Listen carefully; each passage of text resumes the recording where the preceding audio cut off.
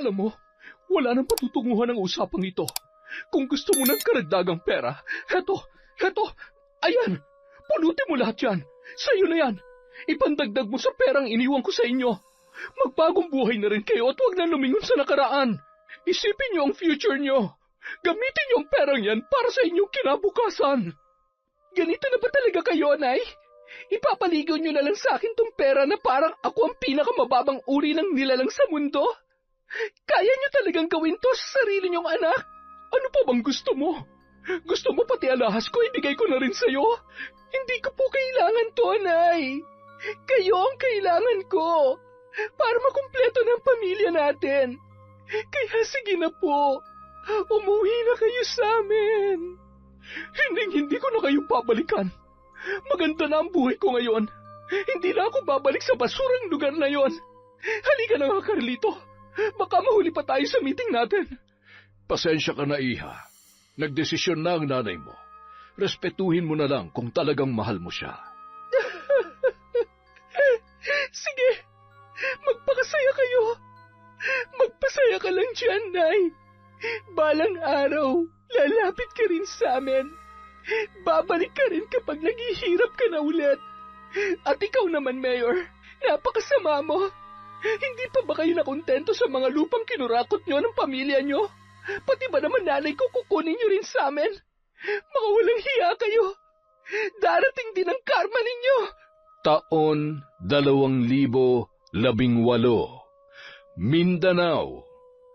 Maingat na tinatahak ng mag-inang Monica at Valeria ang masukal na daan ng kakahuyan habang bitbit ang kanilang mga bayong at bilao. Katatapos lamang nilang magtinda sa bayan na mahigit kalahating oras ang layo mula sa kanila kung lalakarin. Nang makarating na sila sa kanilang bahay, agad na inilapag ni Monica ang mga bitbit nila sa lamesa, habang ang ina naman niya ang nagsara sa mga bintana at pintuan. Agad siyang nilapitan ng 4 niyang maliliit na kapatid, nagtatanong kung may natira pa raw ba sa kanilang mga itinitinda. Kinuha ni Monica ang mga nalabing kakanin at isa-isa yung ipinamahagi sa kanyang mga kapatid. Marami pang natira sa bilao, kaya kinuha na rin niya ang mga ito at inayos. Nay, ang dami pa palang natira. Anong gagawin natin dito? Yung iba kainin na lamang natin mamaya para hindi masayang. Hindi na rin pwede bukas yan dahil masisira na. Sige po, Nay. Bibilangin ko lang itong benta natin. Pagkatapos magbilang ni Monica, pinuntahan niya sa kwarto ang ina, na kasalukuyan namang nagtutupi ng mga damit. Nay, 300 lang ang benta natin ngayong araw. Kulang na kulang pa ito para sa pambili ng mga sangkap na gagamitin natin bukas. May mga natirang sangkap pa naman dyan sa kusina, hindi ba? Gamitin pa natin yon para hindi masayang. Ang kaso lang po, Nay, baka hindi na po yun umabot sa isang araw. Mahihirapan tayong paikutin tong mga tinda natin kung ganito lagi kaliit ang benta natin. Hayaan mo na. Ganun talaga. Wala tayong magagawa.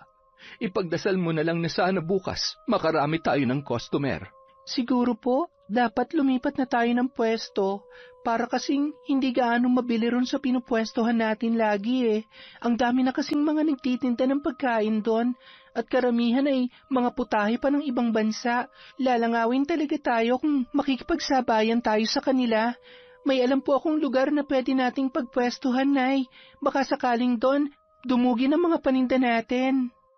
O sige, bukas doon tayo sa sinasabi mo. Basta kapag hindi mabili sa isa, lipat lang tayo sa iba pa. Marami naman lugar doon na pwedeng puntahan at pagbentahan. Nasanay lang kasi tayo ron sa may bayan dahil kadalasan nandoon ang mga tao at mga turista. Kaya nga po kaso ang problema, dahil may sarili na silang mga pwesto doon, lagi tayong napag-iiwanan. Basket at bilao lang kasi ang sa atin, kaya madalas hindi na nila pinapansin. Kaya mas mabuti talaga kung lilipat tayo sa ibang lugar na walang masyadong kakumpetensya, Nay. Baka bumalik po ulit ang sigla ng kita natin. Ay, siya nga pala, anak. Kumusta na yung scholarship na nilalakad mo doon sa bayan? Hindi ko na po ipinagpatuloy, Nay. Kasi kung sakaling matatanggap ako ron, paano naman po kayo rito? Wala nang tutulong sa inyo sa pagtitinda. Abay, kaya ko namang mag-isa. Kahit nga sa pagluluto kaya ko na. Unahin mong pag-aaral mo, anak. Yan ang huwag mong palalampasin. Lalo't sa susunod na buwan, magpapasukan na naman. Gusto kong matuloy ka na uli sa pag-aaral. Nay, 24 na po ako. Masyado na po yata ako matanda para mag-aral pa. Sa ganitong edad, halos lahat ng tao nakatapos na. Ano ka ba naman? Kailan pa naging matanda ang 24? Ang dami ga dyan, halos kasing tanda ko na rin pero nag-aaral pa at pinipilit makatapos. Alam ko namang gusto mong makatulong sa akin, pero kung gusto mo talaga akong matulungan hanggang sa hinaharap, dapat asikasuhin mo ang pag-aaral mo. Yun na lang ang pangarap ko sa iyo, ang makatapos sa pag-aaral, anak. Alam ko naman po yun, Nay. Kaya lang, paano na po ang sakit niyo sa puso? Baka mamaya, bigla kayong sumpungin, wala kayong kasama.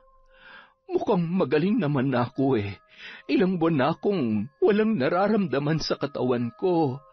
Kahit na po, Nay, hindi natin masasabi kung kailan ulit kayo susumpungin. Ang mahalaga, dapat lagi kayo may kasama. Kaya hayaan niyo na po ako. Sasamahan ko po kayo hanggat hindi tayo nakakapagpatingin sa doktor at nabibigyan ng gamot yan. Kapag talagang okay na kayo, doon ko na uli lalakarin ang scholarship ko sa bayan. Pangako po yan. Maraming salamat ha, Monica. Lagi mo pa rin akong iniisip kahit malaki ka na. Ano ka ba naman, Nay? Natural, lagi kitang iisipin. Hanggang sa pagtanda ko at hanggang nabubuhay ka, hindi ako titigil sa kakaisip sa inyo. Tayo na nga lang dalawang magkasama Yung mga kapatid ko, maliliit pa at hindi pa bukas ang kamalayan sa mundo. Tayong dalawa lang ang magtutulungan dito, Nay. O siya, sige na. Ilatag mo ng banigat ang mga unan para makahiga ng mga kapatid mo. Baka inaantok na ang mga yan. Opo, sige po, Nay. Kinabukasan, habang naghahalo ng mga sangkap si Valeria, saglit na lumabas si Monica para kunin ang iba pa nilang kagamitan. Tuwing ganitong oras, niluluto nila ang lahat ng mga ibebenta. Para pagsapit ng tanghali hanggang gabi, doon na sila maglalako sa bayan para maghanap buhay. Habang dinadampot ni Monica ang ilang kawa at mga panghalo, isang lalaki ang biglang sumulpot sa kung saan. Nakasakay ito sa isang bisikleta. Nagulat siya nang makitang si Jericho, ang lalaki, ang matalik niyang kaibigan na tagabayan. Uy, Jericho! Magandang umaga! Buti na padalaw ka. Ito na pala yung bagong bisikleta ko na binili sa akin ni Kuya. Ang ganda, no? Wow, ang ganda nga. At ang laki pala. Siguro ang mahal-mahal niyan. Ngayon, hindi na ako mahihirapang pumunta rito sa inyo dahil meron na akong bike. Lagi na kitang madadalaw dito. Nako, salamat naman. Nakauwi na bang kuya mo? Oo nung isang araw lang. Tapos kahapon, binili niya agad tong bike na gusto ko. Grabe, ang swerte mo ha. Meron kayong balikbayan sa bahay ngayon. Ano, tapos na ba kayo magluto? Anong oras kayo aalis? Sabay na kayo sa akin. Ako na magdadala ng ibang mga paninda ninyo. Tamang-tama, may basket din tong bike ko. Tapos, pwede ka ring umangkas dito sa likod. Nako, siguro sa susunod na lang. Wala kasing makakasama si nanay sa paglalakad Baka biglang atakihin yon, lalo na malayo ang lalakarin namin. Ay, oo nga pala. Sige, next time ka na lang siguro umangkas kapag may libre ka ng oras. Sige. Matagal pa kami rito Nagluluto pa lang kasi kami. Mamayang tanghali pa kami makakaalis. Ganun ba? O sige, mauna na ako. Binisita lang talaga kita rito para masubukan ko rin tong bike ko. Salamat, Jericho ha. Ingat sa pagbalik sa bayan. Pagkaalis ng lalaki, doon na niya ipinasok sa loob ang mga kawa at panghalo na kinuha niya. Pagkatapos ay tumulong siyang muli sa ina sa paghahalo ng mga sangkap. Pagpunta nila sa bayan, lumipat nga sa ibang pwesto ang mag-ina at doon nila inilatag ang kanilang mga paninda. Sa bahaging yun ng lugar, walang masyadong ibang nagtitinda ng pagkain, kaya solong-solo nila ang mga nagdaraan sa paligid. Hindi ganoon karami ang tao, pero marami-rami pa rin ang nakakapansin sa kanilang mga paninda, kaya mayroon na ring nagsisibili. Habang inaasikaso ni Valeria ang ibang mga customer, nakafocus naman si Monica sa sarili niyang pwesto. Isang matandang babae ang lumapit sa kanya. Makaluma ang kasuotan nito, may mga diamante sa ulo, may hawak na pulang payong at may pagkamaputla ang muka. Isa pang kapansin-pansin dito ay masyado na ring kulubot ang balat.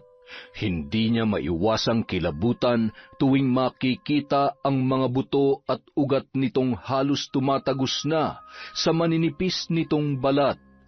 Kung nasa malayo lamang yon, mapagkakamalan niya itong multo o babaylan dahil sa suot at porma ng matanda. Ha, pabili nga ako ng 3 suman at 5 tamales. Heto po, Lola. Ibabalot ko na po. Masarap bang pagkakaluto nito? Ay, opo. Tamang-tama. Bagong luto lang po yan. Kanina lang namin ginawa, kaya nga yung iba medyo mainit-init pa. Ay, sige. Salamat. Salamat din po. Pagkatapos makaalis ng matanda, agad niyang binilang at inilagay sa maliit niyang bag ang perang ibinayad nito. Gulat na gulat naman ang kanyang ina habang nakatitig sa matanda. Bakit, Nay? Ano nangyari sa inyo? Bakit parang nakakita kayo ng multo dyan? Kilala mo ba kung sino yung bumili sa'yo, anak? Hindi po. Bakit po? Kakilala niyo po ba yon? Hindi mo ba alam? Si Tandang Berna yung napagbentahan mo, yung mambabarang sa Baryo Tulisan. Ano po? Mambabarang? Bakit mo pinagbilhan yon, anak? Tapos nagkatinginan pa kayo sa mata. Siguradong matatandaan niya ang itsura mo. Baka kung anong gawin niya sa'yo. Ano naman po ang gagawin niya sa akin? Kahit naman sabihin nating mambabarang nga siya, wala naman po akong ginagawa sa kanya. Bakit niya naman po ako sasaktan porket nakita niya ang mata ko? Hindi mo ba alam? Maraming mga dalagang binibiktima yang si Tandang Berna. Lahat ng makita niyang magagandang dalaga, pinapatawan niya ng sakit na walang lunas. At lahat ng mga dalagang namamatay sa kanyang barang, nakakadagdag yon sa kanyang buhay. Alam mo bang mahigit 100 taon na yan si Tandang Berna? Pero hanggang ngayon, hindi pa rin siya namamatay. Ni wala pa siyang iniindang sakit at nagagawa pang maglakad sa ganito kainit at kalayong lugar dahil yun sa kanyang kapangyarihan. Kapag tinitigan ka niya sa mata, malaki ang posibilidad na isa ka sa mga babarangin niya para mapahabang muli ang kanyang buhay. Ay, Diyos ko naman, anak. Bakit ka tumitig sa kanya? Nay, hindi ko naman po alam eh. Ngayon ko nga lang po siya nakilala dahil sa inyo at ngayon ko lang din nalaman na isa pala siyang mambabarang. Wala rin naman kayong nabanggit tungkol sa kanya at hindi rin siya nababanggit ng mga kakilala ko dito sa bayan. Paano ko naman malalaman na ganun pala siya? Alangan naman itaboy ko siya dito kanina, customer din siya. Sayang din yun ibabayad niya sa atin. Lalo na't kailangan din nating makabawi ng benta ngayon. Mamaya sa bahay may gagawin tayo. Bibigyan kita ng proteksyon para hindi ka niya magalaw. Kailangan sumunod ka lang sa ritual na gagawin natin, ha? Ritual? Ano pong ritual? Isang makapangyarihang ritual yon na itinuro sa akin ng yumaong mong lola. Proteksyon daw yon upang hindi ka kapitan ng kahit anong barang. Pero kailangan, magawa natin yon habang wala pa siyang nagagawa sa'yo. Kaya kailangan nating umuwi na maaga mamaya. Hindi na tayo magpapagabi rito. Nay, paano na po ang benta natin? Mukhang ngayon pa lang po tayo makakabawi ng kita oh. Marami pa namang panahon para bumawi, anak.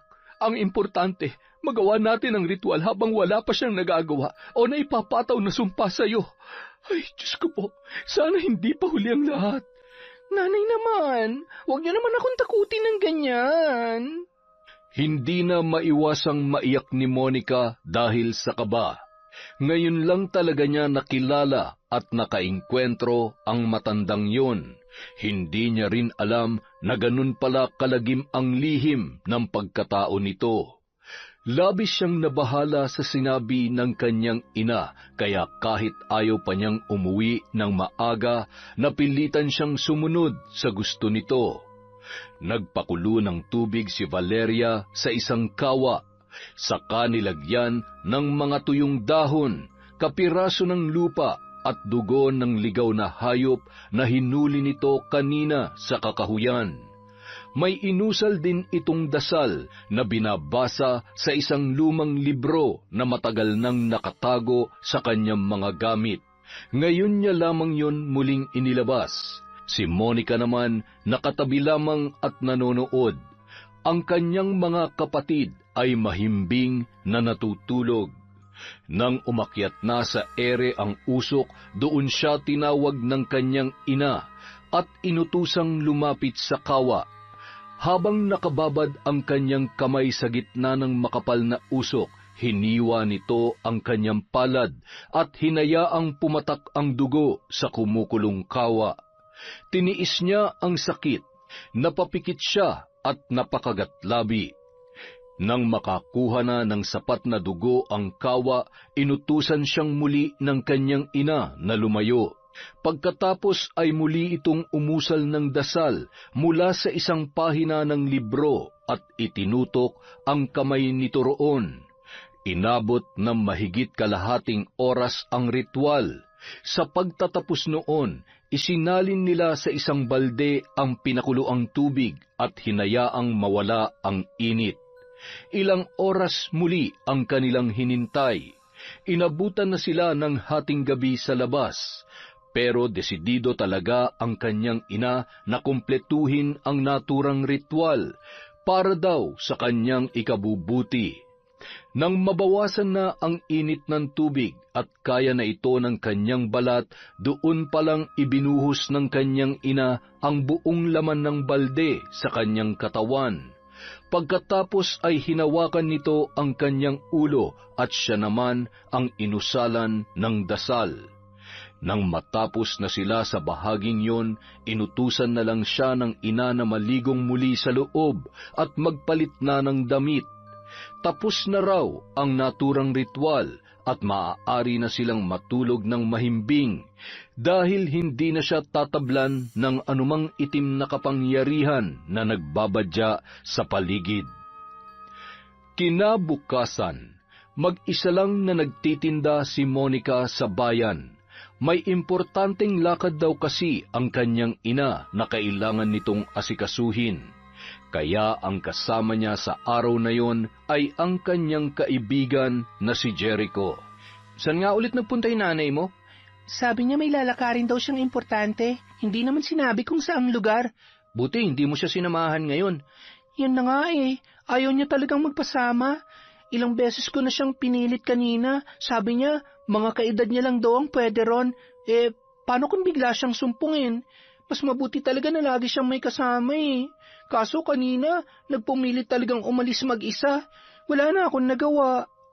Sa kalagitnaan ng kanilang pag-uusap, biglang natanaw ni Monica sa di kalayuan si Tandang Berna. Naglalakad itong muli habang may bitbit na 2 bayong. Nakangisi pa ito na tila maganda ang araw. Uy, Jericho, tingnan mo yun oh. Alin? Ayun, yung matandang may bayong. Si Tandang Berna yun, diba? Ha? Sino? Hindi mo rin pala siya kilala? Ako rin dati hindi. Kailan ko lang nalaman ang tungkol sa kanya dahil kay nanay. Bakit? Sino ba yung matandang yun? Sabi kasi ni nanay, mambabarang daw yan at puro mga dalaga lang ang binibiktima niya. Binibigyan niya raw ng sakit o sumpa yung mga dalagang matipuhan niya. Tapos sa oras na mamatay sila, madadagdagan lalo yung buhay niya. Kaya hindi siya namamatay kahit sobrang tanda na. Talaga ba? Nakakatakot naman pala yan. Nung nakaraan bumilihin sa amin at ako napagbilhan niya. Kaya nga sobrang takot na takot si nanay. Ha? Nasaan pa kasing... Ayun nga, oo. Nakatayo lang siya doon sa may pwesto ng mga itlog at hotdog. Nag-aabang yata ng tricycle. Hindi ko talaga makita, Monica. Asan dyan? Sino dyan? Sigurado ka? Pero wala nang ibang tao sa pwesto na yun kundi siya lang. Sigurado kang wala kang nakikita. Oo, kanina pa ako nakatingin sa pwesto na yan. Pero wala talaga akong nakikitang matanda. Ayun ayun. Gumalaw siya. Naglakad na siya. Papunta siya ngayon sa tulay. Walang ibang tao sa tulay ngayon. Siya pa lang ang dadaan. Nakikita mo na? Hindi pa rin eh. Ang nakikita ko lang ay yung mga tricycle driver na nakaparada sa tabi ng tulay. Pero taong naglalakad, wala talaga akong makita, Monica. Ayun, may isang babae na may kasamang 2 bata ang umakyat sa tulay. Nasa likod lang sila ng matanda. Yung nanay na may mga kasamang bata, nakikita ko. Pero yung matandang sinasabi mo, na nasa harapan nila, wala naman talaga eh. Ano? Ibig sabihin, ako lang ang nakakakita sa kanya? Nako, Monica, hindi kaya yan din yung naririnig ko dati sa mga magulang ko? Ano yun? Anong kwento yun? Parang may narinig kasi ako sa kanila dati na may misteryosong hukluban daw na gumagala rito sa bayan natin. Nagpapakita lang daw siya sa mga babae. Wala raw kahit sinong lalaki nakakakita sa kanya. Kahit daw magpabukas pa sila ng third eye. Hindi kaya yung hukluban na yon at yung mambabarang na sinasabi mo ay iisa? Sigurado ka? May nabanggit silang ganun sa'yo? Isang hukluban na sa babae lang nagpapakita? Oo, sabi mo kasi matandang babae nakikita mo. Ano ba mga hukluban? Hindi ba't matatanda rin? Kaya naisip ko lang na baka iisa lang sila. Grabe, kailangan malaman ni nanay to. Ano kaya meron at bakit ako lang o kami mga babae lang ang nakakakita sa kanya? Pati kasi si nanay nakita siya nung bumili sa akin eh. Pero wala siya nabanggit na sa mga babae lang siya nagpapakita. Grabe, umagang-umaga natatakot tuloy ako. Paano pa ako niyan makakauwi sa amin mamayang gabi? Hating gabi na nang makauwi si Valeria sa kanilang tahanan. Kahit inaantok, matyagang hinintay ni Monica ang pagdating ng kanyang ina. Oh, anak, bakit gising ka pa? Ang mga kapatid mo? Pinatulog ko na po sila, Nay, kanina pa po. Oh, bakit ikaw hindi ka pa natutulog? Hindi mo na sana ako hinintay dahil talagang gagabihin ako. Siyempre, nag-aalala po ako sa inyo. Baka kasi bigla kayong sumpungin ng inyong sakit. Mahirap na at walang tutulong sa inyo. Kaya nagpapabalik-balik talaga ako rito sa labas. Nako, pasensya ka na anak ha. Napaghintay pa kita. Sige, pasok na tayo sa loob at nang makapagpahinga na tayo. Saan po pala kayo galing, Nay? Bakit sobrang tagal niyo yata? Ay, wala. May nilakad lamang akong importante. Bagong pagkakakitaan. Kaso hindi pa sigurado kung matatanggap ako. Babalikan ko pa sa susunod na mga araw. Bagong pagkakakitaan? Talaga po, Nay? Pwede rin ba akong sumama dyan? Ay, nako, hindi pwede anak. Para lang sa aming matatanda ito. Saka, mas mabuti siguro kung ang aasikasuhin mo ay yung scholarship mo ron sa bayan. Di ba yun naman lagi ang bilin ko sa'yo? Nay, parang tinatamad na ako mag-aral eh. Kasi isipin mo na lang, kaya lang naman nag-aaral ang isang tao para magkatrabaho, di ba? Ako, sa tingin ko hindi ko na kailangan yon dahil kaya ko na rin naman magtrabaho. Bakit pa ako mag-aaral kung ngayon pa lang nakakapaghanap buhay na ako? Alam mo anak, mas mabuti pa rin na makapagtapos ka dahil magiging maliit lamang ang oportunidad mo kung hindi ka mag-aaral. Oo, nakakapagtrabaho ka nga ngayon, nakakatulong ka nga sa hanap buhay natin, pero hindi rin pang matagalan ito anak. Darating ang panahon na tutumal din ang pagbebenta natin at wala na talagang bibili. Lalo na, hindi naman malaki ang negosyong ito. Sabi nga nila sa Ingles, hindi ito sustainable na uri ng negosyo. Kaya mas mabuti pa rin na makapag-aral ka para marami kang matutunan at marami kang kayang gawin sa buhay bukod sa pagtitinda ng kakanin. Sobrang tagal naman po kasi nang hihintayin bago ako makagraduate eh. Paano kayo? Kapag pumapasok na ako, maiiwan na kayong mag-isa rito. Sabi ko naman sa'yo, huwag mong intindihin masyadong kalagayan ko. Ayos naman na ako anak. Kaya ko na magtrabaho ulit at bumiyahe ng malayo. Saka, kapag natuloy ako rito sa bago kong papasukan, mas malaki ang kikitain ko. Makakapagpagamot na rin ako ng maayos. Kaya huwag mo na akong intindihin, ha? Mas isipin mo ang sarili mo ngayon. Yun ay kung gusto mo talagang makatulong sa akin. Ay, sige na nga po. Pero Nay, may sasabihin nga pala ako. Ano yon, anak? May nalaman po ako kay Jericho kanina. Nakita ko kasi ulit yung tandang Berna na sinasabi ninyo, yung mambabarang. Alam niyo po ba, hindi siya nakikita ni Jericho. Ako lang ang nakakakita sa kanya. Talaga? Opo, sinabi niya rin sa akin na hindi raw niya kilala yung mambabarang na yon, pero may kinukwento raw sa kanyang pamilya niya tungkol sa matandang hukluban na sa mga babae lang daw nagpapakita at wala raw lalaking nakakakita sa kanya. Eh di ba, Nay, natatandaan niyo, nakita niyo rin si Tandang Berna na bumili sa akin? Ibig sabihin, pareho natin siyang nakikita dahil babae tayo. Pero nung sinubukan ko siyang ituro kay Jericho, hindi siya nakikita ng kaibigan ko. Ibig sabihin, meron pang iba sa pagkatao na matandang yon bukod sa pagiging mambabarang. Ano kaya yun, Nay? Ay, ewan ko. Huwag mo na lamang isipin yun, anak. Malas lang sa buhay yung ganoon. Eh, alam niyo po ba yung tungkol doon? Na sa babae lang siya nagpapakita? Hindi pa. Pero huwag mo nang alamin ang tungkol doon. Huwag mo na lamang pakialaman ang buhay ng iba. Ang importante, nabasbasan na kita ng proteksyon. Magdasal ka na lang palagi at umiwas sa mga ganyang usapin, ha? Hindi na nakasagot pa si Monica. Medyo naninibago siya sa inaasta ng kanyang ina. Dati kasi, pagdating sa ganitong usapin, ay labis ito nag-aalala para sa kanya. Pero ngayon, parang wala na itong ganang pag-usapan yon at tila wala na rin itong pakialam sa bagong impormasyon na kanyang nalaman. Inisip niya na baka pagod lamang talaga ang kanyang ina at gusto na rin na magpahinga. Nang mga sumunod na araw, lalo pang napadalas ang pag-alis ng kanyang ina at kadalasan ay gabi na itong nakakauwi. Tuwing magtatanong siya, ang lagi nitong idinadahilan ay tungkol daw sa bagong trabaho na kanyang pinapasukan. Tuwing babanggitin naman niya ang tungkol sa mambabarang na si Tandang Berna, lagi nitong iniiba ang usapan. Hindi niya maintindihan kung bakit bigla na lang itong umiiwas doon at tila hindi na ito nag-aalala para sa kanya. Lalo't madalas pa naman niyang makita ngayon ang matandang hukluban sa bayan. Dahil nga sa lagi niya itong nakikitang naglalakad kung saan-saan, ibig sabihin ay batid din ng matanda na nakikita niya ito. Tila sinasadya nitong magpakita sa kanya sa hindi malamang kadahilanan. At tuwing ituturo niya naman ito kay Jericho, laging hindi nakikita ng lalaki ang matandang babae. Hindi niya na tuloy maiwasang kilabutan tuwing matatagpuan muli yon sa bayan. Isang araw, ang nanay naman niya ang mag-isang nagtinda sa bayan. Inutusan siya nitong lakarin ang scholarship niya, kaya naman isinama niya si Jericho sa kanyang lakad. Mga bandang hapon na nang sila ay makabalik sa bayan, dumiretso sila agad sa pwesto ng kanyang ina.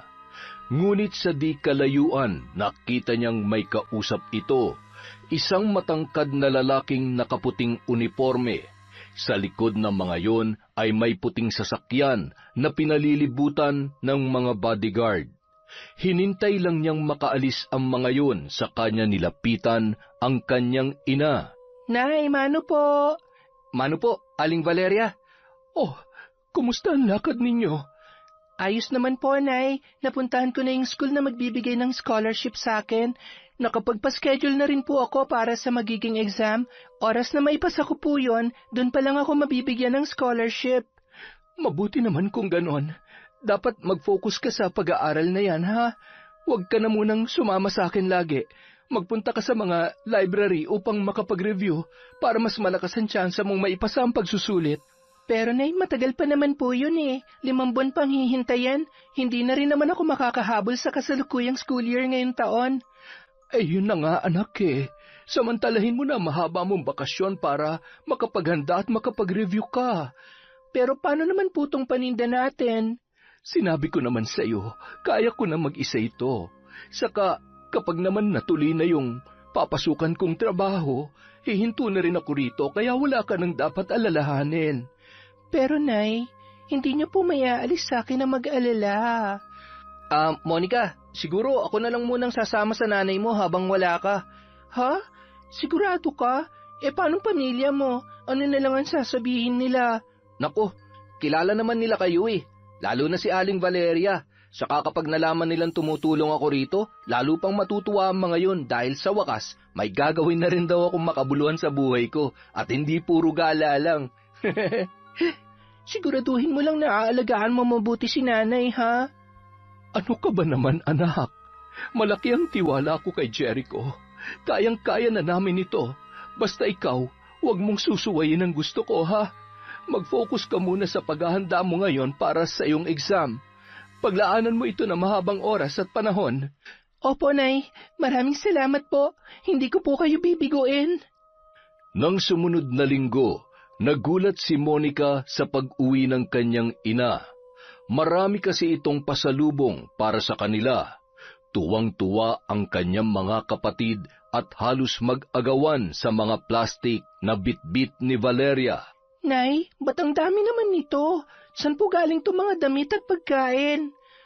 Anak, natanggap na kasi ako rin sa bago kong trabaho. Medyo malayo-layo nga lang yung lugar kung saan ako nalagay, pero sulit naman dahil malaki ang sweldo. Saka, lingguhan lang din. Ibig sabihin, kada linggo, may maiuwi ako rito. Talaga po? Ba't ang bilis naman po yata? Naku, ang tagal nga eh. Kita mo naman nung mga nakaraang buwan ko pa inaasikaso ito, pero ngayon lamang ako nakapagsimula. Ibig sabihin po ba niyan, ihinto nyo na yung pagtitinda natin? Siguro anak, mas mabuti kung magpahinga ka na muna ngayon at mag-focus ka sa pagre-review mo. Huwag ka na magtinda bukas. Hindi na natin kailangang bumilad sa araw para magtiis sa kakarampot na kita. Ngayong may trabaho na ako, mas mabubuhay na tayo ng maayos dito. Masaya po ako para sa inyo, Nay.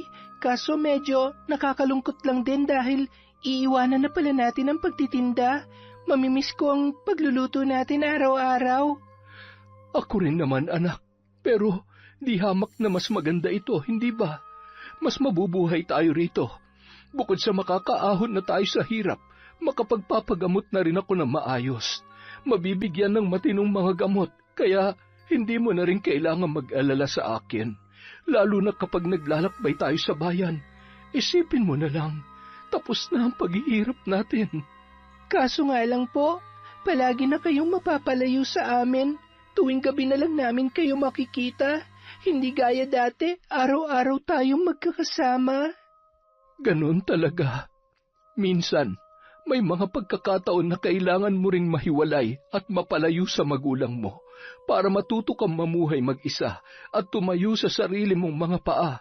Saka hindi naman ako mawawala eh. Gaya nga ng sabi mo, araw-araw pa rin ako makakauwi rito. Hayaan niyo po, Nay. Mag-aaral ako ng mabuti para kapag nakapagtrabaho na ako, kayo naman ang magpapahinga. Ay, huwag mo munang isipin yan. Basta magpakasaya ka lang sa kung anong meron ka ngayon. Hindi lahat ng bata ay katulad mong nabibigyan ng ganitong pagkakataon. Kaya sulitin mo ang bawat sandali. Dahil kapag matanda ka na, baka magsisikat na isin mong bumalik sa dati. Sa ganito, kaya huwag ka magmamadali sa buhay, anak. Maglibang ka lang hanggat maaari. Salamat po, Nay. Palagi niyo nalang pinapagaan ang loob ko. Sige po, tulungan ko na po kayo dyan. Makalipas ang 2 linggo, muli itong nag-uwi ng maraming pasalubong sa kanila. Pagkatapos may bahagi ang mga ito sa kanyang mga kapatid, niyaya siya ng ina na pumasok sa loob ng kwarto. Doon nito ipinakita sa kanya ang limpak-limpak na salaping nakalagay sa isang malaking maleta. Hala, Nay, saan po galing yan? Bakit sobrang dami naman po? Sweldo niyo po ba yan? Hindi, anak. Bigay lang ito ng amo ko. Sobrang bait kasi niya at nang malaman niyang sitwasyon natin, inabutan niya ako ng ganito kalaking tulong. Saka hindi lang akong binigyan niya nito, pati na rin yung mga katrabaho ko, lahat kami. Grabe naman, Nay. Ano po bang klaseng trabaho yan? Parang sobra naman yata ang amo ninyo at ganyan talaga siya kalaking mamigay ng pera? Hindi na importante yun, anak. Ang mahalagay makakabangon na tayo sa hirap. Kung tutuusin nga, pwede na tayong umalis sa liblib na lugar na ito eh. Kayang-kaya ko na kayong bigyan ng matino at malaking bahay. Salamat po, Nay. Pero parang hindi pa po ako handang umalis dito eh. Alam niyo namang dito rin nakalibing si tatay sa likod ng bahay natin. Ayoko pa rin pong malayo sa kanya. Naiintindihan ko. Kaya naman ilalaan ko na lang itong pera para sa iyo, anak. Para sa iyo lahat ito. Para sa akin po? Para ito sa pag-aaral mo. Kahit magkaroon ka na ng scholarship, sigurado kong marami ka pa rin namang magiging gastos sa ibang mga bagay, lalo na sa pagkain mo at sa pang-araw-araw mong buhay. Kaya naman inilaan ko talagang lahat ng ito para sa iyo. Para pagdating ng panahon, may sarili kang pera na magagamit mo sa lahat ng kailangan mo at para na rin sa mga kapatid mo. Kaya sana, alagaan mo ito mabuti ha. Gastusin mo sa tamang paraan at wag mo ring gugutumin ang iyong mga kapatid. Grabe naman po ito, Nay. Paano na po kayo? Bakit ibinibigay niyo lahat sa akin to? Anak, wala kang dapat ipag-alala sa akin. May sarili rin akong pera, basta para sa iyo lang talaga itong daladala ko. Kaya sana tanggapin mo na, at wag mo na lamang akong tanggihan. Sige po, hindi ko po ito tatanggihan, Nay. Pasensya na kayo. Nagulat lang talaga ako dahil sobrang biglaan po kasi nito eh. Alam nyo naman po na pangarap lang natin to dati, pero ngayon, nasa harapan na natin. Kaya nga burahin mo na sa isip mo ang lahat ng alalahanin. Tapos na ang problema natin. Wala ka ng ibang dapat isipin kundi ang pag-aaral at kinabukasan mo. At habang nandito pa ako, sana tanggapin mo lang lahat ng mga ibinibigay ko sa iyo dahil malaking tulong din to para sa landas na tatahakin mo at sa mga kapatid mo. Hindi ko po kayo bibigoin, Nay. Gagamitin ko po sa tama ang perang ito, Nay. Pangako po yan. Maraming salamat, anak. Sige, balikan mo na mga kapatid mo sa sala. Magliligpit lang muna ako rito, ha? Sige po, Nay. Maraming salamat po ulit. Pagkatapos niyang yumakap sa ina, lumabas na siya ng silid at bumalik na sa kanyang mga kapatid na nagkakasiyahan pa rin sa sala. Hindi na niya nakita ang pagpatak ng luha ni Valeria habang pinagmamasdan ang perang ibinigay sa kanya. Nang sumunod na linggo, maagang umuwi ang kanyang ina kasama si Jericho. May bitbit ang mga ito na mga bagong appliances gaya ng electric fan, rice cooker, washing machine, flat screen TV at iba pa. Gulat na gulat si Monica nang makita ang mga yun, habang ang kanyang mga kapatid naman ay tuwang-tuwa at nagtatalunan pa sa sala. Nay, saan niyo ho nakuha ang mga yan? Nakuha ko lang sa trabaho, anak. May naganap kasing palaro sa kumpanya namin. Nagkataon na akong may pinakamaraming nabunot, kaya heto lahat yun. Talaga po? Grabe naman, ang swerte-swerte niyo naman, Nay. Oo, grabe talaga, Monica. Sunod-sunod ang swerteng dumarating sa inyo ngayon. Ewan ko ba kay Nanay? Sabi ko naman sa kanya ako na kasi magtatrabaho ron eh. Ayaw pa niya akong ipasok para makapagpahinga rin siya rito at ako nang mag-uwi ng mga pasalubong sa kanya. Sabi ko naman sa iyo, para lamang sa mga may edad ang trabahong yon. Hindi ka pwede ron. Saka, kailangan mo mag-aral, anak. Wala kang ibang dapat gawin kundi yun lamang. Naging abala sila sa pag-aayos ng mga appliances na inuwi ng kanyang ina. Pagsapit naman ng hapon, muling umalis si Valeria. May lalakarin daw ito sa bayan at hindi na raw nila kailangang sumama. Naiwan pa rin si Jericho roon para tulungan siya sa iba pang mga gamit. Buti pa kayo ng nanay mo, umaasenso na. Kami sa bayan nagtitiis pa rin sa mga lumang kagamitan eh. Nako, medyo nagtataka na nga ako kung saan nakukuha ni Nanay ang lahat ng ito eh. Para bang sobrang bait naman yata ng amo niya para bigyan sila ng ganito kalalaking tulong, tapos ayaw rin naman niyang sabihin ng malinaw sa akin kung ano ba talaga yung trabaho niya. Hindi ba dapat maging masaya ka na lang dahil umuulan na ng biyaya sa inyo? Ayaw mo pa ba yun? Tapos, hindi nyo na rin kailangan magtinda sa bayan araw-araw at sumabak sa initan. Lalo lang magkakasakitan nanay mo ron, di ba? Alam ko naman yon. Kaya lang, hindi ko talaga lubos maisip kung anong klaseng trabaho ba talagang pinasukan ni nanay at bakit ganito na ng kalalaki ang mga inuuwi niya. Alam mo, parang gusto ko na nga magduday eh. Sana nga lang, hindi galing sa iligal ang mga ito. Grabe ka naman, illegal talaga. Nakakalimutan mo na yata ang lahat ng mga pangaral sa iyo ng nanay mo. Siya pa mismo nangangaral sa atin para maging mabuti, di ba? Kahit ako nga dati, pinapangaralan niya eh. Tapos, pag-iinalaan mo lang ng ganyan? Siyempre naman, hindi sa ganon.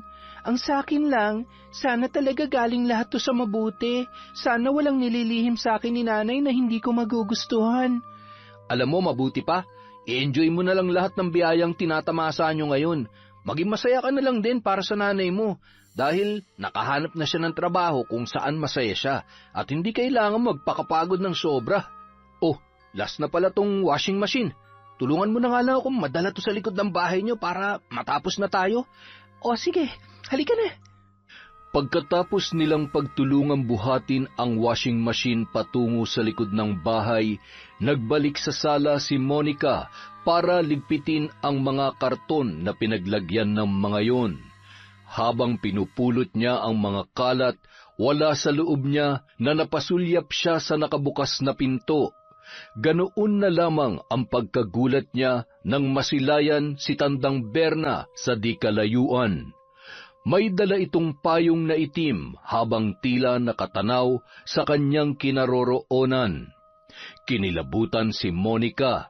Nais sana niyang tawagin si Jericho pero naalala niyang hindi nga pala ito nakikita ng mga kalalakihan. Siya na lang ang tumayo at sinubukan itong lapitan. Subalit bago pa siya makalabas, biglang nagsara ang pintuan. Lalong kumabog ang kanyang dibdib. May ilang segundo siyang hindi nakagalaw sa kanyang kinatatayuan hanggang nanginginig na ang kanyang katawan. Nang sa wakas ay mabuksan niyang muli ang pintuan, wala na ang matandang babae sa kinatatayuan noon.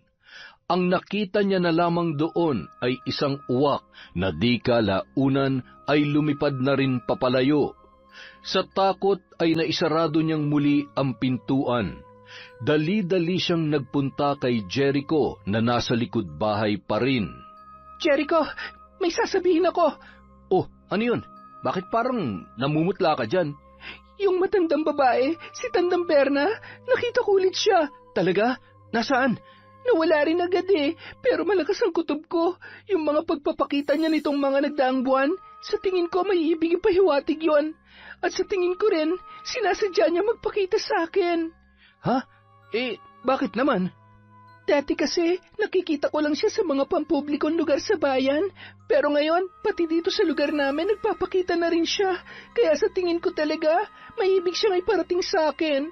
Pero hindi ko naman alam kung ano. Bakit naman magpapakita siya sa'yo? Magkakilala ba kayo? Ano naman kaya ang kailangan niya? Yun na nga rin ang ipinagtataka ko eh. Kaya lang naman ako, medyo hindi natatakot sa kanya dahil nabigyan na ako ng proteksyon ni nanay laban sa kapangyarihan niya. Pero kung patuloy siya magpapakita ng ganito, hindi ko alam kung hanggang kailan tatagal tong proteksyon ginawa sa akin ni nanay. Mabuti pa, konsultahin mo nanay mo tungkol dyan. Baka may alam siya. Pati ako magtatanong din mamaya sa magulang ko at sa mga kakilala namin pag uwi ko. Baka sakaling may alam din sila. Salamat, Jericho, ha? Maraming salamat. Hindi niya na napigilang mapaiyak sa kaibigan dahil sa sobrang takot. Napayakap na rin ito sa kanya at hinagod ang kanyang likod para gumaan ang kanyang pakiramdam. Nang mga sumunod na linggo, nagkaroon ng 1 linggong leave si Valeria sa trabaho nito. Kaya ipinasyal niya ang kanyang mga anak sa malalayong lugar at pasyalan. Saglit na nakalimutan ni Monica ang lahat ng kanilang problema, lalo na ang takot na dulot sa kanya ng pagpapakita ng matandang mambabarang. Pagkatapos ng kanilang pamamasyal, nagpahinga silang muli ng ilan pang araw sa kanilang bahay. Dahil wala pang pasok ang kanyang ina, naisipan nitong samahan siya sa lahat ng gawaing bahay. Gaya ng lagi nilang ginagawa dati, nagluto rin sila ng iba't ibang mga putahe para sa kanyang mga kapatid. Sobrang dami nilang ginawa, kaya tuluyan na ngang nabura sa kanyang isip ang lahat ng kanyang mga problema. Naging masaya siya sa napakahabang oras na binigay na ito ng kanyang ina sa kanila. Hanggang isang araw, naabutan niyang may inaayos ang kanyang ina sa kanyang bag. Nay, saan po kayo pupunta? May bibilhin lamang ako sa bayan, anak. Yun palang almusal nyo. Nandoon na sa lamesa. Kumain na lang kayo paggising ng mga kapatid mo, ha? Kailan po pala kayo ulit papasok, Nay? Parang ang tagal na nang naging bakasyon nyo, ha? Sa susunod na linggo na rin. Kaya alagaan mo na mabuti ang mga kapatid mo, ha? Huwag mo silang pababayaan. Ikaw rin, huwag mong tatalikuran yung pagre-review mo. Kailangan mo yon para mas kumanda pa ang kinabukasan mo. Siyempre naman po, Nay. Hinding-hindi ko kinakalimutan ang sarili ko, lalo na mga kapatid ko. Pero teka, masyado na pong mainit ang sinag ng araw sa labas. Gusto niyo bang samahan ko na kayo? Hindi na, anak. Kita mo naman, maayos na ako, di ba? Kaya ko na maglakad mag-isa at hindi na rin problema sa akin ang bumabad sa init. Sige na, kumain ka na muna bago pa lumamig ang mga niluto ko para sa inyo. Anong oras po kayo babalik, Nay? Magpapatulong sana ako sa lulutuin ko mamaya para din sa mga kapatid ko. Ay, baka mga hapon na. Medyo matatagalan kasi ang lalakarin ko. Basta huwag mong pababayaan tong bahay, ha? At alagaan mo rin na mabuti ang perang ibinigay ko sa'yo. Huwag mong gagastusin sa hindi importante. At balang araw, pwede mo ring palawakin pa ang gusto mo. Bakit ganyan po kayo magsalita? Para naman pong nagpapaalam kayo at hindi kayo babalik ng matagal. Pupunta lang naman kayo sa bayan. O siya, sige na. Aalis na ako. Ingat kayo lagi, ha? Huwag na huwag kayo mag-aaway. Sige po, Nay. Ingat po kayo. Yumakap ito sa kanya ng mahigpit at hinalikan siya sa noo. Pagkatapos ay muli nitong nilingon ang kanyang mga kapatid na nasa kwarto bago tuluyang lumabas ng bahay at lumisan. Ginawa ni Monica ang lahat ng gawaing bahay. Naglinis, naglaba, nagplantsa ng kanilang mga damit at ipinagluto na rin niya ang ina ng paborito nitong adobo para pag-uwi ay muli itong masurpresa sa kanila.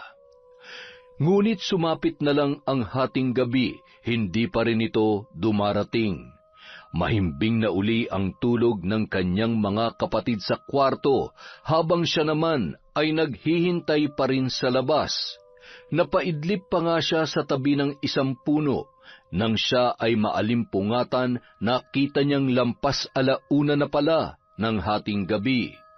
Bukod sa labis na kaantukan, medyo nilalamok na rin siya sa labas, kaya napilitan na siyang pumasok at doon na lamang maghintay. Subalit hanggang kinabukasan, hindi pa rin umuuwi ang kanilang ina. Doon na siya nag-alala. Napilitan na siyang magpunta sa bayan para hanapin ito sa lahat ng kanilang mga kakilala, pati na rin sa mga pinagpupwestuhan nila dati, pero hindi niya ito nakita. Pati sa mga lugar na madalas nitong puntahan sa mga karatig bayan, sinuyod na rin niya, ngunit nabigo siyang mahanap ang kanyang ina. Nang magkita sila ni Jericho, nagpatulong siya rito sa paghahanap. Ngunit makalipas ang ilang araw, ay nanatili silang bigo. Kahit ni katiting na bakas ni Valeria, ay wala silang matagpuan. Nasaan na kaya si Nanay? Bakit bigla na lamang siyang nawala? Ano ba kasi ang sabi niya sa'yo bago siya umalis? Ang sabi niya kasi may bibilhin lang siya at babalik din daw siya nung kinahapunan nun. Meron pa ba kayong ibang pinag-usapan bukod doon? Parang may sinabi siya sa akin eh. Naalala ko, sinabi niyang mahalin ko raw mga kapatid ko, wag daw kami mag-aaway. Tapos, ingatan ko raw ang perang ibinigay niya. Basta, ewan ko ba, nagbiro pa nga ako sa kanya nun eh. Sabi ko pa nga, kung magsalita siya parang nagpapaalam na siya. Tapos ayun, hanggang sa umabot na tayo sa ganito. 2 linggo na siyang nawawala. Hindi kaya yun na yung sign? Ano namang sign? Yung sinabi niyang yun. Baka yun na yung paraan ng pagpapaalam niya sa inyo. Eh, bakit naman siya magpapaalam ng ganun? Bakit naman niya kami biglang iiwan? Wala naman akong natatandaan na pinag-awayan namin. Katunayan nga, sobrang saya nga namin ng mga nakaraang linggo bago siya nawala eh. Ipinasyal pa niya kami sa malalayong lugar. Wala rin akong natatandaan na may problema siya sa trabaho niya. Basta, lahat maayos at masaya. Kaya parang ang hirap namang paniwalaan na bigla siyang aalis. Hindi mo pa ba naiisip? Sa'yo na mismo nang galing. Bago siya nawala, ipinasyal niya kayo. Tapos bigla ka pa niyang binigyan ng malaking pera nung nakaraang buwan. Hindi mo pa ba napagtatagpi-tagpi ang lahat? Baka yun ang pamamaraan ng nanay niyo ng pagpapaalam sa inyo. Baka matagal niya na talagang plano ito pero hindi lang niya masabi sa'yo. Kaya siguro binigyan niya kayo ng malaking pera para may magamit kayo at hindi maghirap kapag nawala na siya. Eh, bakit niya nga gagawin to? Wala naman akong natatandaan na problema niya eh. Malay ba natin, hindi natin hawak ang isip ng ibang tao. Kahit sarili mo pang pamilya, Monica. Hindi natin alam ang tumatakbo sa isip ng nanay mo at kung ano talagang pinagdadaanan niya.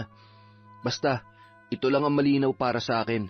Ginawa niya itong lahat para sa inyo dahil hindi niya kaya magpaalam at sabihin ang totoong dahilan kung bakit siya umalis. Ganun lang yung kasimple, Monica. Kung totoo nga yan, bakit niya naisip na saktan kami ng ganito?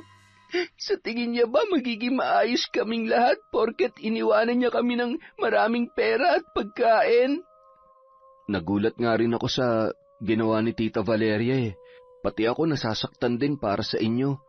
Ang hirap dalhin sa dibdib ang isang taong biglang nawala at ayaw na magpakita.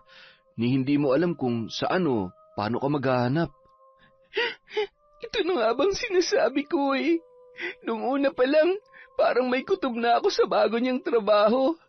Bukod sa hindi niya masabi ng diretso sa akin kung anong klaseng trabaho yon at kung saan banda, nakapagtataka rin yung limpak-limpak na salapi at pasalubong na inuuwi niya linggo-linggo. Kahit naman yata sa malalaking kumpanya wala namang nagbibigay ng ganun eh. Kaya malakas talaga ang kutob ko na baka may kinalaman to sa kung anumang trabahong pinasukan ni nanay. Ano naman kaya mayroon dun? Hindi kaya may pagka-illegal yun? At ayaw niya lang kayo madamay kaya siya umalis? Yan din ang pinag-aalala ko, Jericho. Kung ano man yun, sana inisip pa rin niyang mararamdaman namin kapag bigla na lamang siyang nawala. Kahit anong pera o pasalubong pang itambak niya rito, maling-mali pa rin to. Maling-mali. Napilitan na lamang si Jerichong yakapin ang kaibigan para kahit papaano ay maibsan ang bigat na kanyang nararamdaman. Nakarating na rin ito sa lahat ng mga kakilala at kamag-anak nila. Iisa lang ang tanong ng lahat, saan nagpunta si Valeria at bakit bigla itong naglayas? Higit sa lahat, saan nito nakukuha ang labis-labis na pera at pasalubong na iniuuwi niya linggo-linggo. Makalipas ang 1 taon, nakapasok na si Monica sa eskwelahan kung saan siya nakakuha ng scholarship. Kaya naman pamasahe na lang ang kanyang ginagastos araw-araw dahil din sa perang iniwan sa kanya ng ina, hindi na siya nahirapang buhayin ang kanyang mga kapatid.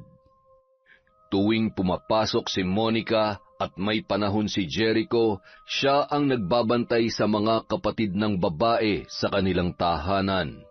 Binibigyan niya na lang ito ng pagkain at kaunting halaga. Isang gabi, pagkatapos niyang gumawa ng mga takdang aralin, naisipan nilang magpahangin ni Jericho sa labas.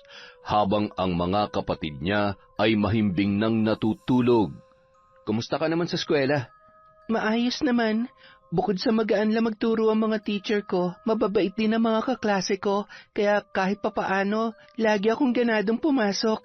Mabuti naman kung ganun. Nasaan na kaya si nanay? Hindi na niya talaga kami binalikan.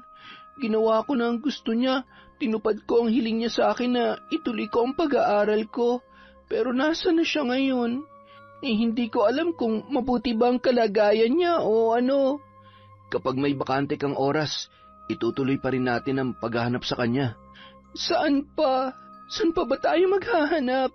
1 taon na nating ginagawa yon, wala pa rin naman nangyayari. Halos lahat yata ng lugar sa bayan napuntahan na natin. Pati mga karatig bayan nilibot na rin natin pero wala naman talaga. Hindi kaya sinadya niya yun? Sinadya niyang hindi magpakita sa inyo? Ang tanong, bakit yun gagawin sa amin? Anong dahilan? Gaano ba kabigat ang problema niya para hindi sabihin sa amin at bigla kaming iiwan? Sa tingin niya ba malulutas niya ang problema niyang yun sa ginawa niya? Lalo lang niyang pinalaki at binigyan niya pa kami ng dahilan para magtanim ng sama ng loob sa kanya. Kung ganun, ayaw mo nang ituloy natin ang paghahanap? Huwag niya lang siguro.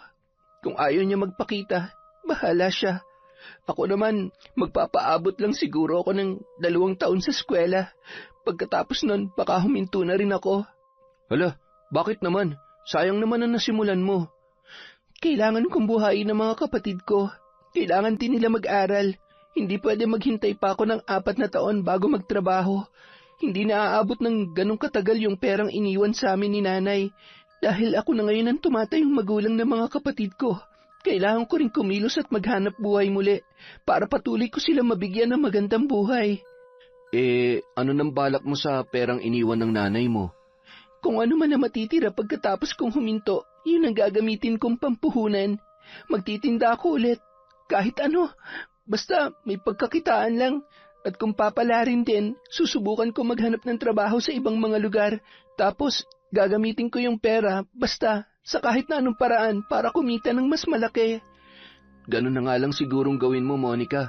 Kasi, alam mo, kung magtitinda ka pa ulit, baka mahirapan ka nang makasabay sa mga bagong bukas na tindahan ngayon sa bayan.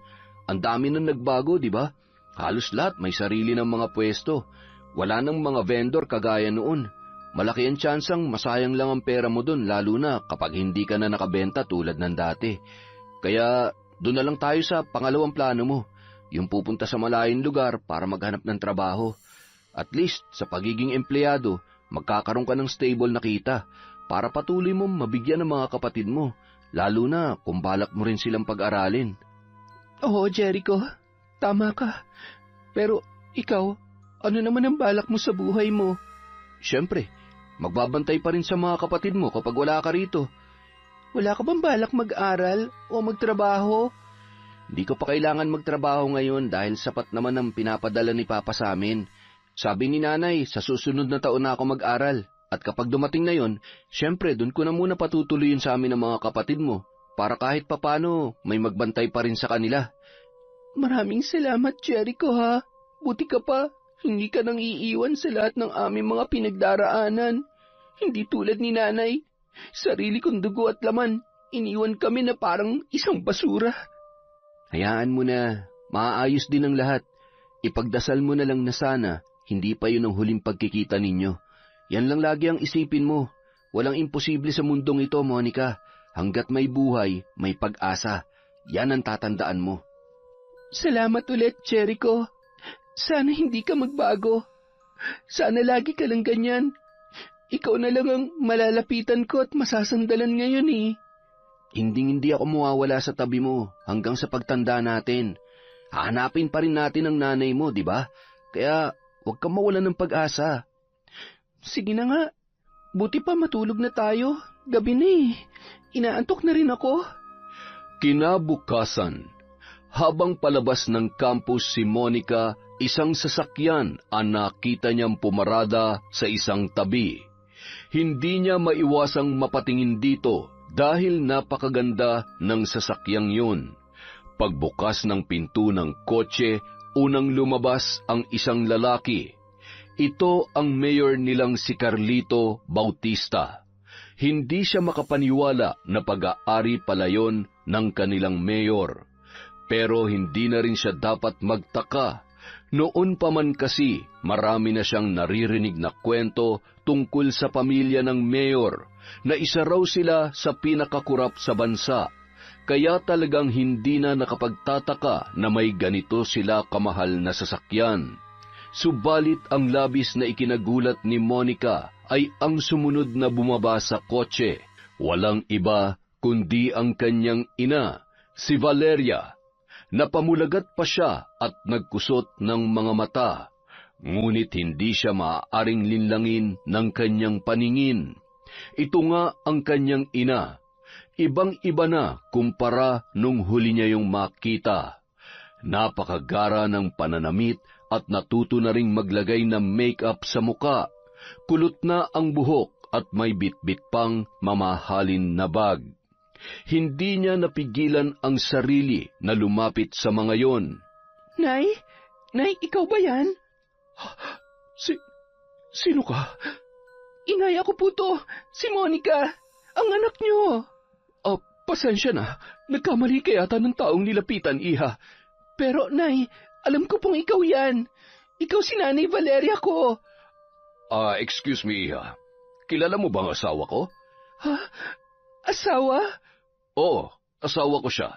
Sa katunayan, may dadalawin lang ako rito sa school na to, kaya nandito kami. Ikaw, dito ka ba nag-aaral? Paano niyo po siya naging asawa? Matagal na pong biyuda ang nanay ko. Kami at ang mga kapatid ko lang po magkakasama sa dati naming tirahan. Sigurado ka bang siya ang nanay mo? Baka naman nagkakamali ka lang, iha. Hindi po ako pwede magkamali. Kahit anong damit pa ang suotin niya at kahit anong makeup pa niya, kilala ko po ang nanay ko. Siya si Valeria Montella. Siya po ang nanay ko. Iha, may pinagdadaanan ka ba sa buhay para mamalikmata ka ng ganyan? Hindi talaga namin alam ang sinasabi mo. Ganyan ka na ba talaga, Anay? Yan bang dahilan kaya mo kami iniwan? Para lang sa yaman na to? Para lang sa lalaking mayaman? Yan ba talagang rason mo sa pagtalikod mo sa sarili mong pamilya? Teka, bakit mo ako sinisigawan? Hindi ka ba nahihiya sa mga tao rito? Wala po akong pakialam sa sasabihin ng iba. Alam ng Diyos kung sino ka, kaya huwag mo yang itanggi sa sarili mo. Alam mong ikaw si Valeria at ikaw ang nanay ko. Kaya kung hindi pa po kayo aamin, talaga magkakapahiyaan tayo dito. Sige, oo na. Aaminin ko na. Ako nga ang nanay mo. Pero dati yon, hindi na ngayon. Kaya kalimutan mo na ang lahat. Nag-iwan ako sa iyo ng malaking pera kaya gamitin mo yon para makapagbagong buhay kayo. Ano? Ganun na lang ba talaga yon, Nay? Sa tingin niyo ganun lang kadali na kalimutan ng lahat? Alam niyo ba kung anong ginawa niyo? Hindi nga kayo nagpaalam sa amin bago kayo umalis. Binigla niyo kami. Pinaasa niyo kami. Pinagmukha niyo kaming tanga sa loob ng 1 taon nagkakahanap sa inyo. Bakit? Kung magpapaalam ba ako, may mangyayari ba? Papayag ba kayo? Hindi, di ba? Kukontrahin mo lang ako. At bakit naman po kasi kayo biglang aalis at mangiiwan? Sino ba matinong magulang na iiwan ng gano'n ng kanyang mga anak para lamang sa karangyaan? Hindi niyo man lang ba inisip ang pwedeng maging epekto sa amin ito? Lalo na sa mga kapatid ko na maliliit pa. Wala pa silang kamuwang-muwang. Kaya sila mas masasaktan dito sa ginawa niyo. Alam mo, wala nang patutunguhan ng usapang ito. Kung gusto mo ng karagdagang pera, heto, ayan. Pulutin mo lahat yan. Sa'yo na yan. Ipandagdag mo sa perang iniwan ko sa inyo. Magbagong buhay na rin kayo at huwag nang lumingon sa nakaraan. Isipin mo ang kinabukasan nyo. Gamitin nyo ang perang yan para gumanda ang inyong buhay. Ganito na ba talaga kayo, Nay? Ipapaligo nyo nilang sa akin ng perang to na parang akong pinakamababang uri ng nilalang sa mundo? Kaya nyo talagang gawin to sa sarili nyong anak? Ano pa bang gusto mo? Gusto mo pati alahas ko ibigay ko na rin sa'yo? Hindi ko po kailangan yan. Ang kailangan ko po kayo. Para makumpleto ng pamilya natin. Kaya sige na po, Nay. Umuwi na po kayo sa amin. Hindi ko na kayo babalikan. Maganda na ang buhay ko ngayon. Hindi na ako babalik sa basurang lugar na yon. Halika na, Carlito. Baka mahuli pa tayo sa meeting natin. Pasensya na, bata. Nagdesisyon na nanay mo. Kung talagang mahal mo siya, ang mabuti pa, respetuhin mo na lang. Sige, magpakasaya kayo. Magpakasaya ka lang dyan, Nay. Balang araw, lalapit ka rin sa amin. Babalik ka rin kapag naghihirap ka na ulit. At ikaw naman, Mayor, napakasama mo. Hindi pa ba kayo nakukontento sa mga lupang kinurakot ng pamilya nyo? Pati ba naman nanay ko, kukunin nyo rin sa amin? Mga walang hiya kayo. Darating din ang karma sa inyo. Pagka-uwi ni Monica sa bahay, agad siyang umiyak sa tabi ni Jericho. Halos hindi siya maawat ng lalaki sa paghagulhol, kaya hinintay na lang muna nitong humupa ang kanyang pag-iyak bago siya nito kinausap. Hindi ako makapaniwalang gagawin ni nanay sa akin yun. Hindi lang niya winasak ang puso ko. Dinurog niya pa ng pinong-pino. Hindi ko alam kung ano nagtulak sa kanya para magbago ng ganon. Monica, walang imposible sa pera. Lahat ng tao, kayang baguhin ng pera. Alam ko naman yun. Kaso hindi lang talaga ako makapaniwala na magbabago ng ganong kabilis si nanay. Ano ba nakita niya sa lalaking yon na nagmula sa pamilya ng mga kurap para ipagpalit kami ng mga kapatid ko? Alam mo na ang sagot dyan. Pera, sasakyan, malaking bahay, karangyaan. Idagdag na rin natin ang impluwensya ng pamilya ni Mayor Carlito. Sa sobrang impluwensya nila, kahit sinong tao kaya nilang pasunurin. Hindi ba dati nagawa nilang makapagpaalis ng mga magsasaka sa kabilang baryo para lang makuha ang lupa ng mga yon? Kung yun nga, mabilis nilang nakuha eh. Ang loob pa kaya ng nanay mo? Hindi ko talaga matanggap. Sobrang pinasama ni nanay ang loob ko. Parang ayoko nang tuloy mag-aral. Ayoko nang makita pa uli siya sa lugar na yon. Eh ano nang gagawin mo? Siguro, ituloy na lang natin yung paghahanap ng trabaho sa malayong lugar. Yung malayo-layo rito, para hindi ka na ulit siya makita. Ayoko nang saktan pa uli ang sarili ko kapag nakita ko siya ulit sa ganong ganyo at kasuotan. Kung yan ang gusto mo, hindi kita kukontrahin. Sige, sabihin mo na lang kung kailan mo gustong lumakad para masamahan kita at makapagpaalam din ako sa nanay ko. Salamat, Jericho. Maraming salamat. Kung ayaw niya na sa akin, ayaw ko na rin sa kanya. Isang araw, habang pauwi si Monica galing sa bayan, dala ang mga pinamiling pagkain para sa kanyang mga kapatid. Bigla siyang nakarinig ng pamilyar na boses sa paligid. Nang lingunin niya yon, laking gulat niya nang masilayan ang matandang mambabarang na si Tandang Berna. Nagulat pa kita, iha? Kayo po pala. Kayo po ba yung tinatawag nilang Tandang Berna? Maraming tawag sa akin ng mga tao, pero tama ka. Isa yan sa mga ibinabansag nila sa akin.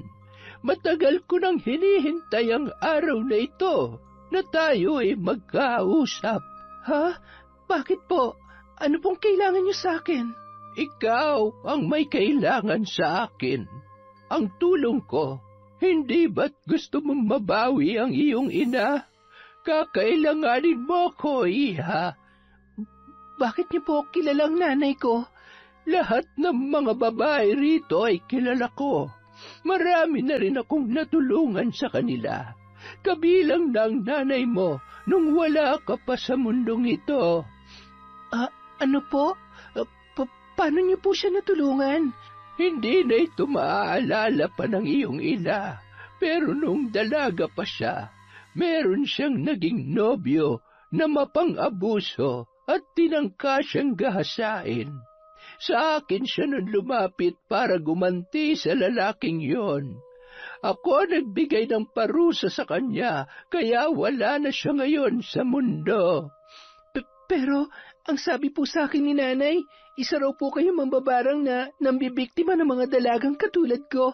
Kami raw ang binibigyan niyo ng sakit at sumpa, at oras na mamatay kami, mas mapapahaba pa nito ang buhay ninyo. Malalaman mo rin ang katotohanan, iha, kapag naisagawa na natin ang iyong misyon. Ha? Ano pong misyon? Hindi ba't gusto mong mabawi ang iyong ina? Iisa lang ang paraan. Kailangan nating parusahan ang lalaking lumason sa kanyang isipan. Hindi mo alam, pero yung Carlito na yon ang dahilan, kaya kayo iniwan ng inyong ina. Ginamit niya ang kanyang pera, kapangyarihan at impluwensya para silawin ang iyong ina at baguhin ang kanyang katapatan. Kaya kung papayag ka ay tutulungan kita. Mapaparusahan natin ang taong sumira sa inyong pamilya at maibabalik din sa iyo ang nanay mo. Gusto ko pong maparusahan ng taong gumawa nito kay nanay, pero sa tingin ko, imposible na rin pong bumalik pa si nanay sa amin. Kung nakita niyo lang kung paano niya ako ipagtabuyan, masyado na po siyang nasilaw sa pera. Maniwala ka sa akin.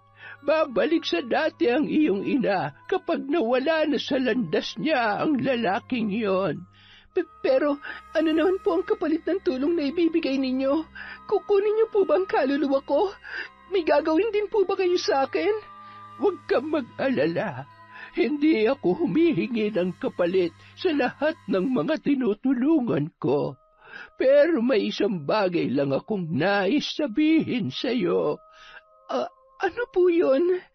Oras na mabigyan na natin ng parusa ang lalaking yon at makabalik na sa inyong piling ang nanay mo.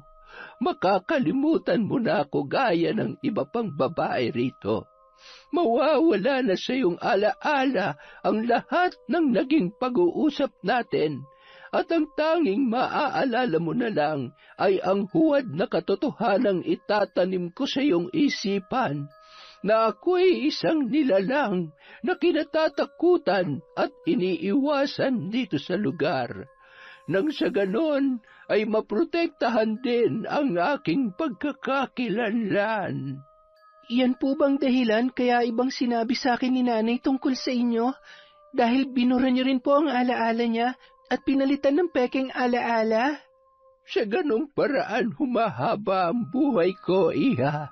Hanggat walang nakakakilala sa tunay kong pagkatao, mananatili ang katawang lupa ko rito sa mundo at patuloy na mahihigitan ang edad ng isang normal na tao.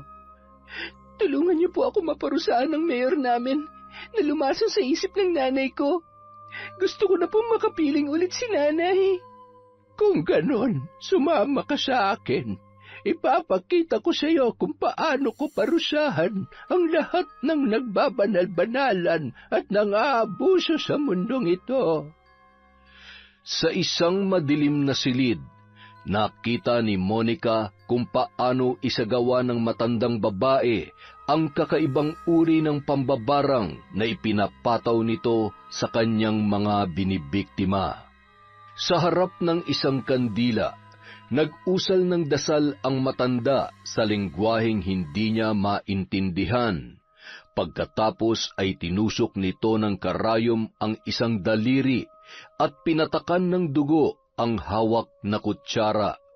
Itinapat nito ang kutsarang may dugo sa ibabaw ng kandila at nang magsimula na yung kumulo at bumula, ibinuhos niya ang dugo sa loob ng isang garapon na punong-puno ng mga patay na dahon at lupa. Makalipas ang ilang sandali, nagulat si Monica nang maglabas ng buhay na daga ang matanda. Malaking daga yun at lumilikha ng ingay habang nagpupumiglas sa kamay ni Tandang Berna. Bahagya siyang napayuko nang biglang hiwain ng matanda ang tiyan ng daga at hinayaang bumulwak ang sariwang dugo at laman. Pagkatapos ay hiningi nito sa kanya ang isang litrato ni Mayor Carlito na nakuha niya sa internet. Gamit ang pulang tinta, may isinulat si Tandang Berna sa likod ng litrato. Pagkatapos ay itinupi niya yon at isiniksik sa loob ng tiyan ng naturang daga. Pagkatapos ng ilang minutong pag-usal nito ng panibagong orasyon, isinilid niya ang daga sa loob ng garapon. May inilabas itong mga insekto mula sa isang garapon na mas maliit. Isinalin nito ang mga yon sa malaking garapon at hinayaang papakin ng mga ito ang katawan ng daga. Pagkatapos ay kinuha nito ang kandila at pinatakan din ang daga habang unti-unti na itong pinalilibutan ng mga insekto. Pagkasara ni Tandang Berna sa garapon, nagpasama ito sa kanya sa likod ng bahay at mula roon, inilibing nila sa lupa ang naturang garapon. Naglabas ng patalim ang matanda at hiniwa ang palad nito. Pagkatapos ay hinayaang pumatak ang dugo sa lupa habang patuloy sa pag-usal ng mga orasyon. Maya-maya, humarap na sa kanya ang matanda. Bilog na ang buwan, iha. Maaari ka nang umuwi sa inyo at matulog ng mahimbing, sapagkat simula bukas, magtatapos na ang iyong paghihirap. Sumunod na lamang sa kanyang sinabi si Monica kahit kinikilabutan pa rin siya sa bawat nakikita niya sa kanyang paligid. Lalo na sa enerhiyang kanyang nararamdaman na nagmumula sa matanda. Hindi niya malaman kung tao ba ang kanyang kausap o isang espiritu. Samantala, habang abala naman si Carlito sa mga papeles na kanyang pinipirmahan, pumasok sa kanyang opisina si Valeria, dala ang kaping kanyang ipinatimpla. Maraming salamat, mahal. Tapos ka na ba dyan? Malapit na. Konti na lang itong mga papeles na inaasikaso ko. Pagkatapos nito ay makakauwi na tayo at maitutuloy na natin ang bakasyon natin sa Palawan. Nag-empake na pala ako ng mga gamit natin kanina. Hindi na kasi ako makapaghintay. Alam mo naman, unang beses ko makakapunta sa ganoong kalayong lugar. Sobrang sabik lang talaga ako, mahal. Huwag ka mag-alala. Tatagalan natin ang bakasyon doon para mas ma-enjoy mo ang buong lugar. Marami akong mga alam na pasyalan doon na siguradong ikatutuwa mo. O sige, hindi na muna kita abalahin para matapos ka na agad dyan. Babalik na muna ako sa baba at aasikasuhin ko ang trabaho ko ron. Sige, mahal. Maraming salamat din, lalo na rito sa kape. Ngunit bago pa makaalis si Valeria sa opisina, bigla na lamang sumikip ang dibdib ni Carlito. Tila nahihirapan itong huminga. Agad niya yung nilapitan at hinagod-hagod ang likod. Ngunit ilang sandali pa, bigla na lang may lumabas sa bibig nito. Isang malaki at matabang daga. Balot na balot yun ng sariwang dugo at malapot na laway. Kasunod noon ang sunod-sunod na pagsuka ng dugo ng lalaki. Napatras si Valeria at nagsisigaw. Agad siyang nagtawag ng tulong mula sa labas. Hanggang sa makarating sila sa ospital, panay ang iyak ni Valeria at ng pamilya ng lalaki. Kritikal daw ang lagay nito at kasalukuyan pang sinasalba ng mga doktor. Maya-maya, lumabas na ang doktor na sumuri sa lalaki. Ikinalulungkot ko pong sabihin pero hindi na po namin naisalba si Mayor Carlito. Marami pong dugo ang nawala sa kanya dahil sa pagsusuka niya kanina. Humihingi po kami ng paumanhin. Lumakas ang iyakan sa paligid. Si Valeria naman napaluhod na lamang habang hindi malaman ang gagawin.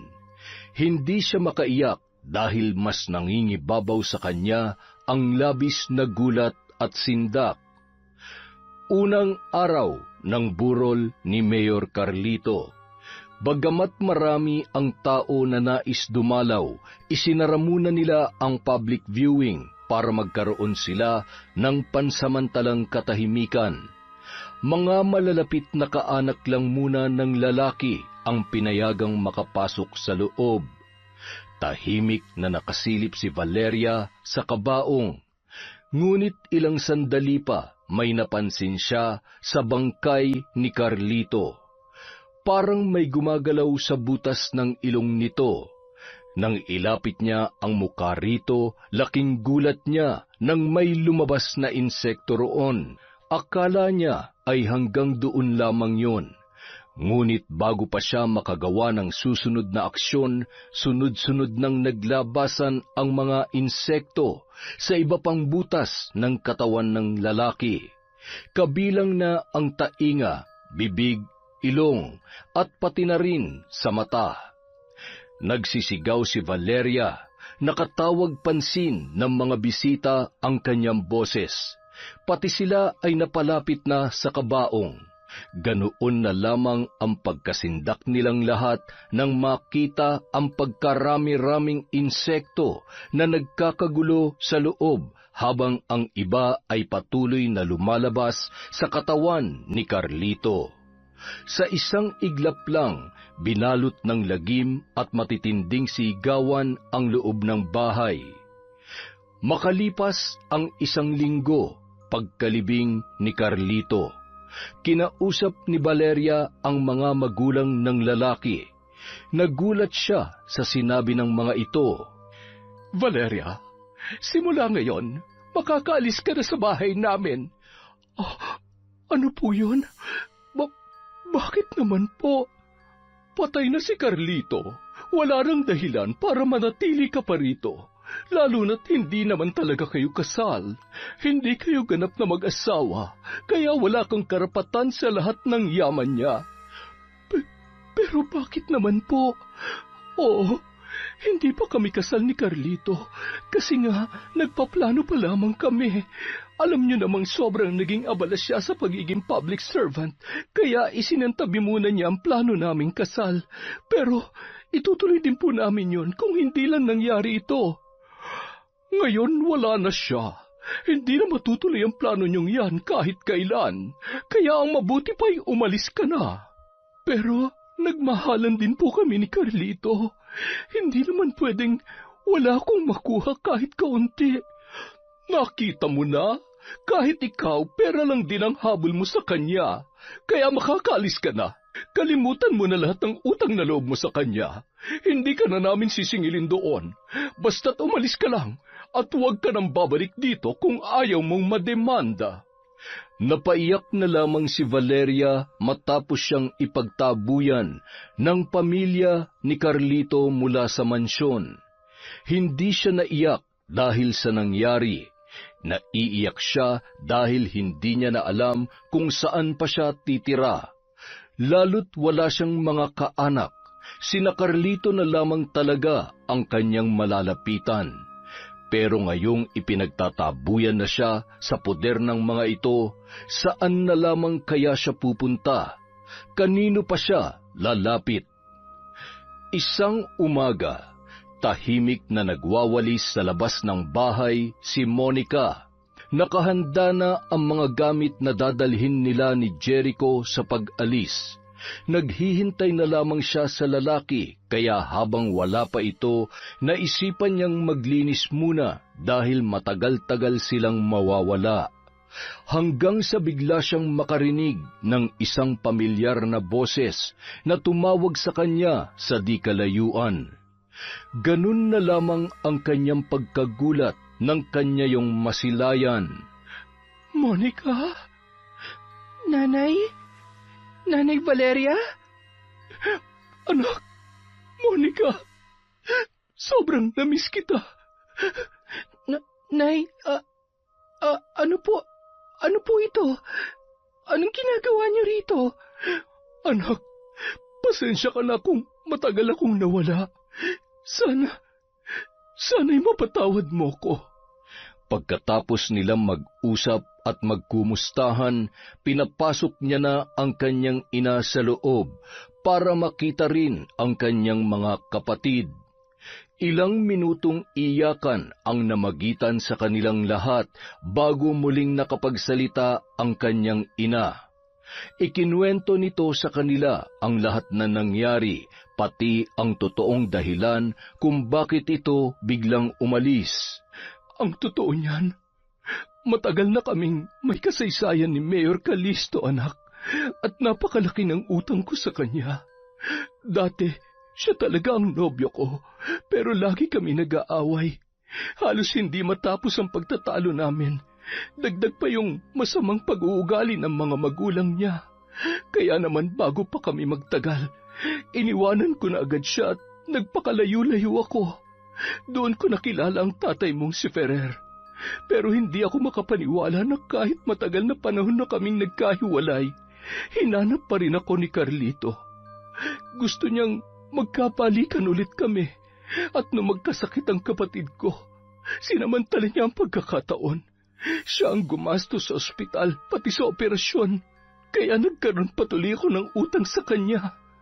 At nang isilang ka, siya rin ang nagbigay sa akin ng kaunting tulong para mabuhay ka namin. Dahil noong mga panahong yun, nagkasakit naman ang tatay mo kaya hindi na siya makapagtrabaho. At nang mawala na si Ferrer, si Carlito pa rin ang sumagot sa lahat ng pagpapalibing. Hindi na ako nakatanggi ng mga panahong yon kasi walang-wala talaga tayo. Ang katunayan nga, pati yung puhunan na ginamit ko dati para makapagtinda tayo ay galing din sa kanya. Hanggang isang araw, bigla niya akong binalikan dito at nais niya raw ako maging asawa. Kapag daw hindi ako pumayag, sisingilin niya muli ako sa lahat ng utang ko sa kanya at pati kayo balak niyang idamay sa madidilim niyang plano. Kaya naman wala akong nagawa dahil ayoko may mangyari sa inyo, anak. Napilitan na akong sumama sa kanya kahit alam kong masakit. Noong mga panahong yon, pinilit kong makibagay sa mundo nila. Pinilit kong baguhin ang sarili ko para lang matanggap ako ng mga magulang niya. Pero nang mawala na siya, bigla silang nagbalik sa dati. Itinaboy nila ako. Kaya wala na akong nagawa kundi pumalik dito. Kaya anak, muli akong lumuluhod sa harapan mo para humingi ng kapatawaran. Sa inyong lahat ng mga kapatid mo, sana'y matanggap niyo pa rin ako. Labis kong pinagsisisihan ang nangyari. Sana'y mabigyan niyo ako ng isa pang pagkakataon para maisaayos itong pamilya natin. Ang mahalaga po, Nay, nakabalik na kayo sa amin. Huwag po kayong mag-alala. Pinapatawad ko na po kayo. Kahit nung pamampo, wala rin ako ibang pinagdarasal sa Diyos, kundi sana'y magkita pa tayong muli at mabuo pang pamilya natin. Kaya salamat din po dahil naisipan niyo pa kaming balikan. Makakaasa kayo na sa pagkakataong ito. Hindi na ako aalis. Sa hirap at sa ginhawa, kahit magdildil pa tayo ng asin, hindi ko na kayo iiwan. Pangako yan, mga anak. Pangako. Matapos magyakapan ng mag-ina, yumakap na rin sa kanila ang mga maliliit niyang kapatid. Doon lang muling nakumpleto ang kanilang pamilya. Nang sumunod na araw, nakatakda silang umalis muli ni Valeria para sa bagong negosyo na kanilang itatayo. Habang naghihintay siya sa labas, laking gulat niya nang masilayan sa di kalayuan ang isang matandang hukluban. Nagulat si Monica kung hindi siya nagkakamali sa kanyang naaalala, yun si Tandang Berna, ang matandang mambabarang sa kanilang lugar na nagpapakita lamang sa mga babae. May dala yung payong at isang bayong habang nililipad ng hangin ang suot nitong lumang palda. Magkahalong takot at pagtataka ang bumalot sa pagkatao ni Monica. Nagbalik sa kanyang alaala ang mga naririnig niyang usap-usapan tungkol dito, na lumalapit lang daw ito sa mga dalagita na gaya niya para magpataw ng sumpa o barang. Ang mga buhay at kaluluwa raw nila ang kinukuha nito para manatili itong buhay sa mundo. Kahit lagpas 100 taon na ang kanyang edad, yun lang ang tanging natatandaan ni Monica. Nakaramdam siya ng kilabot, kaya bago pa magtagpo ang kanilang mga mata, agad niyang inalis ang tingin dito at pumasok na sa loob ng kanilang bahay. Sumandal siya sa isang tabi saka nag-sign of the cross para humingi ng proteksyon sa may kapal na pinaka makapangyarihan sa lahat. Yon! Isa na naman pong malupit na kwento sa Kwentong Enteng. Maraming salamat po. Sa susunod na po uli ang shoutout natin. Maraming salamat ulit sa walang sawang suporta sa Kwentong Enteng.